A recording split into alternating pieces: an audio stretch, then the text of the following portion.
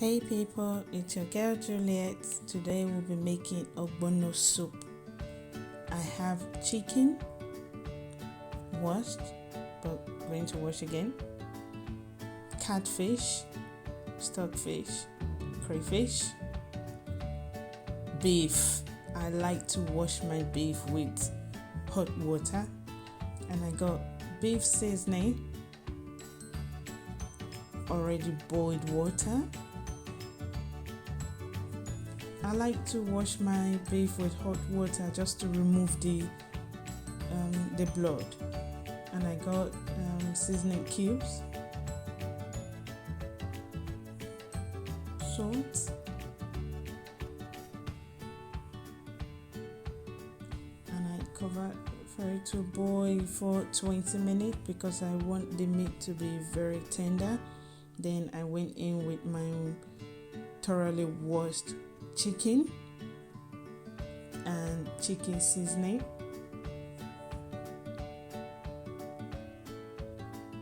pepper, crayfish. At this point, we're putting all the ingredients. Fish. Added more water for the chicken to boil. And I'll be boiling this for another 30 minutes. Let's prepare the ogbono. Put some oil. Depends on the quantity of your ogbono. That's how you put the red oil.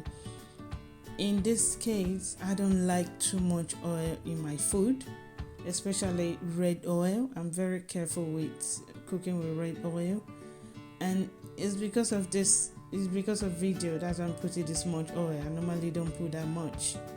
So if you want it very red, you can put more oil. And we put it inside the boiling to melt. As the oil hot, it melts the ogbono.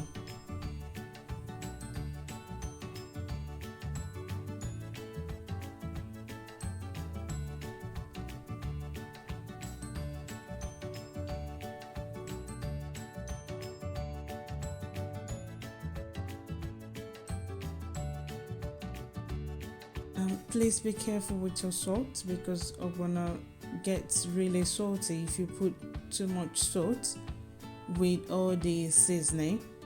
So put a very small salt. If it's not enough, you can put more later, but initially put a little bit.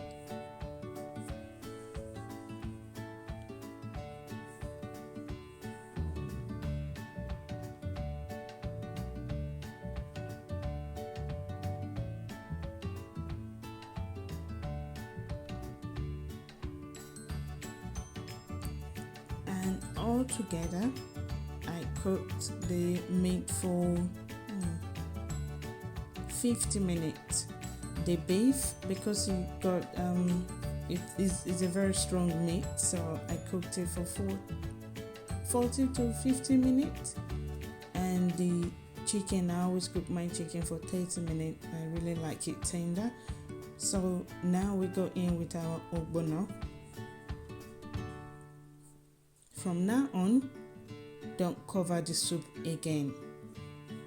Some people say covering ogbono doesn't cut the drawing. It does.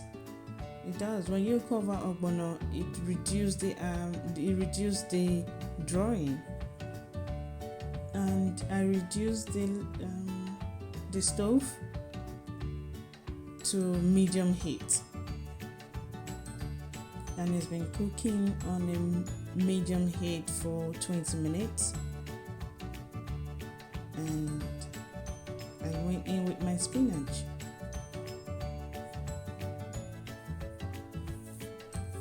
At this point, I don't let it stay too long because I don't want my spinach to be too done.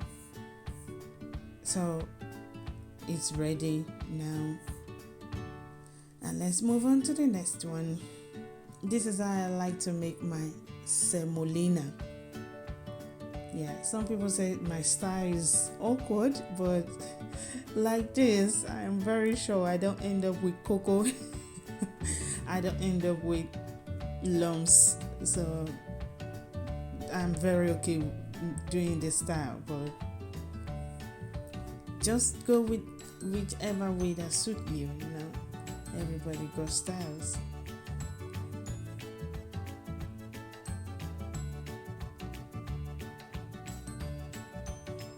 Keep stirring.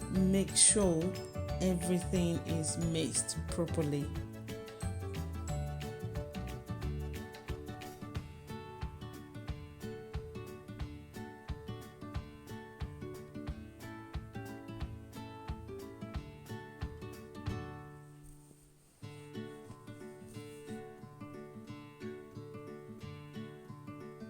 That is not hot water. It's a very cold water. Don't use hot water if you are doing this method. If you are doing this method, don't use hot water. Use cold water. Then, after mixing it thoroughly, put it on the stove. Keep stirring. Stir to make sure it's not getting burned before it's properly mixed.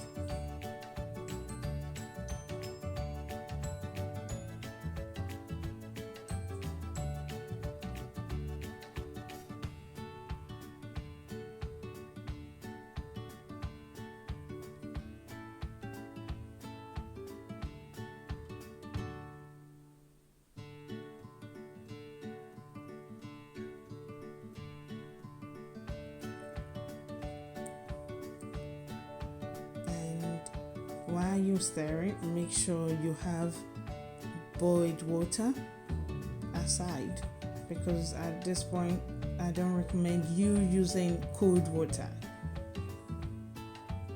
Use warm water.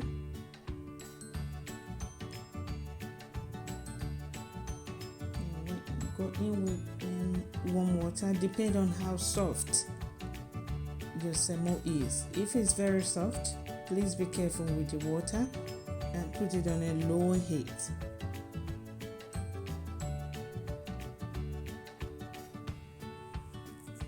It all depends on how tender or how soft you like your swallow to be.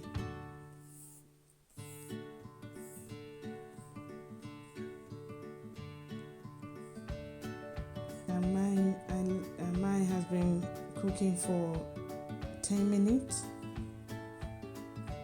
and it's ready. You see, there is no lumps, no cocoa. And this is how I serve my semolina. I spray or rub a little bit of vegetable oil on a plastic plate and just spin around. Spin it around and it smooths. It makes everything so smooth. You don't have to worry about the top because that would be at the bottom of the plate.